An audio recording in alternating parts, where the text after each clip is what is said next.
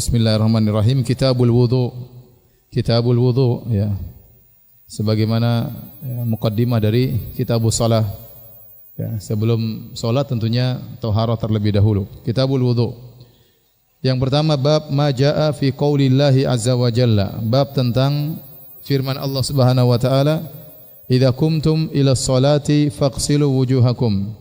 Jika kalian hendak salat, maka cucilah wajah-wajah kalian, wa aydiyakum ilal marafiq, dan cucilah tangan-tangan kalian sampai ke siku-siku kalian. Wamsahu bi ru'usikum wa arjulakum ilal ka'bain, dan usapkanlah kepala kalian dan cucilah kaki-kaki kalian sampai kedua mata kaki. Surat Al-Maidah ayat 6. Qala Abu Abdullah, yaitu Al-Imam Al-Bukhari rahimahullahu taala, wa bayyana an-nabiy sallallahu alaihi wasallam anna fardhal wudu'i marratun marrah. Dan Nabi menjelaskan bahwasanya kewajiban wudu itu sekali-sekali.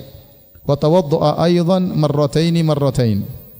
Dan Nabi juga berwudu pernah dua kali. Wa thalathan, dan Nabi juga pernah berwudu tiga kali. Walam yazid ala thalathin, dan Nabi tidak pernah berwudu lebih dari tiga kali. Wa kariha ahlul ilmi al-israfa fihi, dan para ulama tidak suka atau benci berlebih-lebihan dalam berwudu, di antaranya lebih dari tiga kali. Wa an yujawizu fi'lan Nabi sallallahu alaihi wasallam, dan para ulama juga tidak suka kalau orang-orang melampaui perbuatan Nabi sallallahu alaihi wasallam. Jangan melampaui batas sesuai yang dicontohkan oleh Nabi sallallahu alaihi wasallam. Bab la tuqbalu salatun bi ghairi tuhur. Bab tidak diterimanya salat kalau tanpa bersuci. Maksudnya tanpa berwudu. Al-Imam Al-Bukhari berkata, qala haddatsana Ishaq bin Ibrahim Al-Hanzali. Qala akhbarana Abdul Razzaq. Dia berkata telah mengabarkan kepada kami Abdul Razzaq. Qala akhbarana Ma'mar an Hammam bin Munabbih annahu sami'a Abu Hurairah. Bahwasanya Hammam bin Munabbih dia mendengar dari Abu Hurairah radhiyallahu anhu bahwasanya Abu Hurairah berkata, yaqul qala Rasulullah sallallahu alaihi wasallam. Rasulullah sallallahu bersabda, la tuqbalu salatu man ahdatha hatta yatawadda. Tidak diterima salat orang yang berhadas sampai dia berwudu. Qala rajulun min Hadramaut. Ada seorang dari Hadramaut, dari Yaman, bertanya kepada Abu Hurairah yang meriwayatkan hadis ini, "Mal hadatsu ya Abu Hurairah?" Apa yang dimaksud dengan hadath wahai Abu Hurairah yang membuat salat tidak diterima? Qala fusaun au durat. Fusa itu kentut, buang angin tanpa bunyi, durat dengan bunyi. Bab berikutnya, bab fadlul wudu, bab tentang keutamaan wudu. Wal ghurrul muhajjaluna min atharil wudu, bahwasanya cahaya yang ada di wajah dan cahaya yang ada di kaki dan di tangan merupakan dampak dari wudu, bekas-bekas wudu. Al-ghurr dari gurrah itu berasal dari warna putih yang ada di wajah kuda. Di kuda itu ada warna putih-putihnya, menambah keindahan kuda tersebut. Itu namanya gur. Terkadang di pelipisnya atau di keningnya ada warna putih membuat kuda tersebut semakin indah. Kemudian tahjil adalah warna putih yang ada di kaki-kaki kuda. Maka Nabi menyamakan orang yang berwudu pada hari kiamat kelak akan muncul cahaya dari wajahnya dan cahaya dari tangan dan kakinya karena bekas dari wudu. Kata Imam Al-Bukhari, qala haddatsana Yahya bin Bukair. Qala haddatsana Al-Laits an Khalid an Sa'id bin Abi Hilal an Nuaim Al-Mujmir, dari Nuaim Al-Mujmir. Nuaim Al-Mujmir ini disebut dengan Al-Mujmir karena dia suka membakar parfum di Masjid Nabawi, semacam kayu gaharu ya. Baik. Kata beliau, raqitu ma'a Abi Hurairah ala dhahril masjid.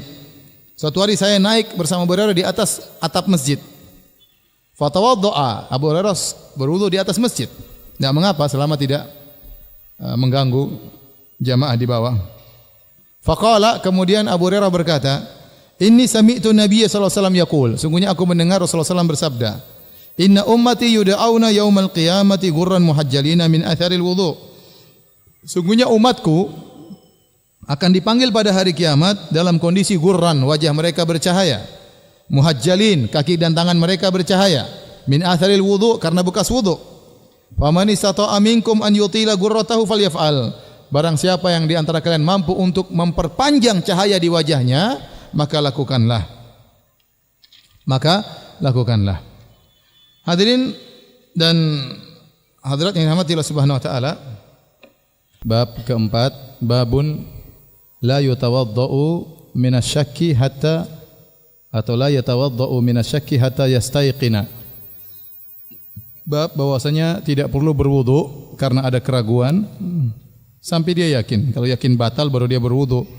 Kalau masih ragu, maka ragu batalnya batal atau tidak masih ragu, maka tidak usah berwudu lagi. Al-Imam Al-Bukhari berkata, qala haddatsana Ali, yaitu Ali ibn al-Madini. Qala haddatsana Sufyan, maksudnya Sufyan ibn Uyainah.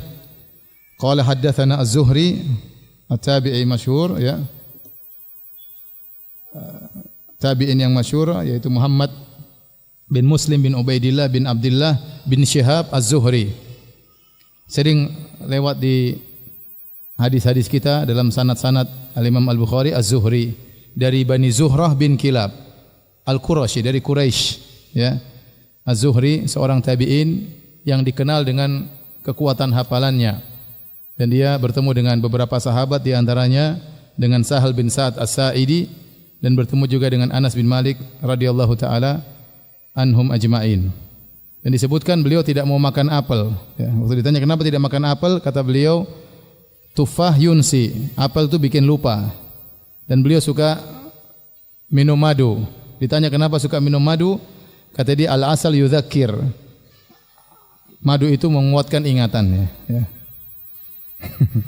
Coba saja, ya. Ini kata beliau, ya. Dan beliau banyak meriwayatkan hadis-hadis, di antaranya hadis ini. Kemudian dari Sa'id bin al-Musayyib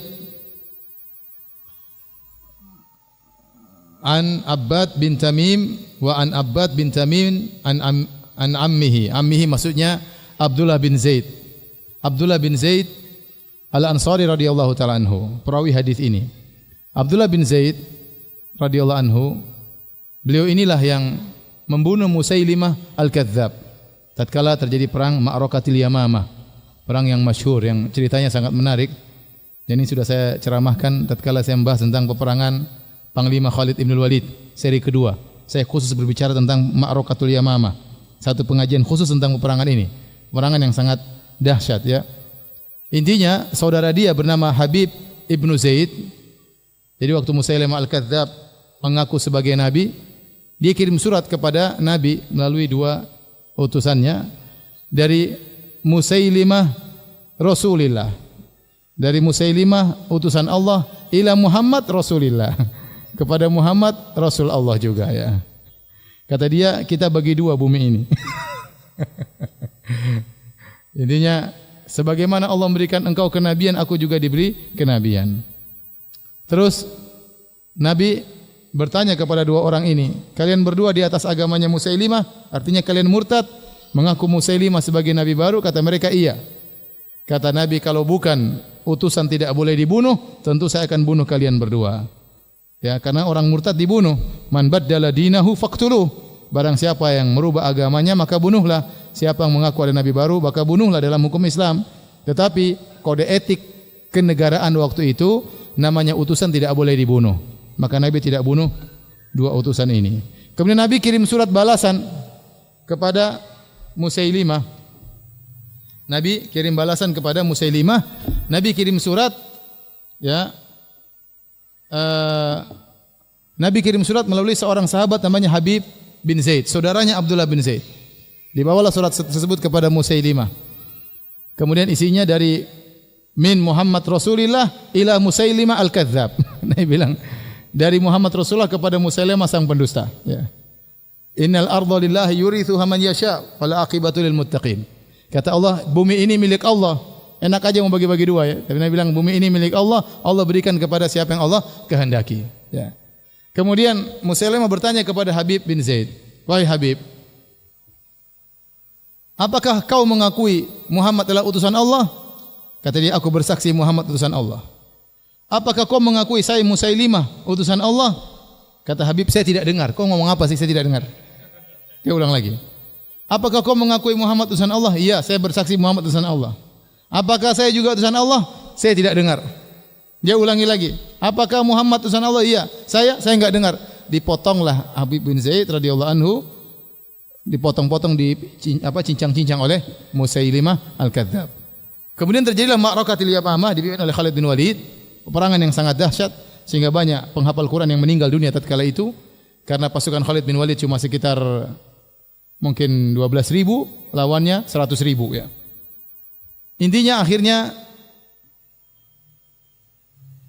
masuklah Musailimah al-Kadzdzab dalam hadikohnya, kemudian digempur oleh kaum muslimin, akhirnya dibunuhlah oleh Abdullah bin Zaid, perawi hadis ini.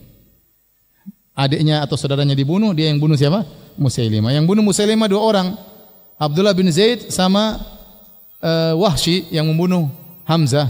Wahsy membunuh Hamzah dengan tombaknya, dengan tombak itu pula setelah dia masuk Islam, dia membunuh Musailimah al-Kadzdzab, maka dibunuh Musailimah al-Kadzdzab, tombaknya masuk ke dadanya, tembus ke belakang.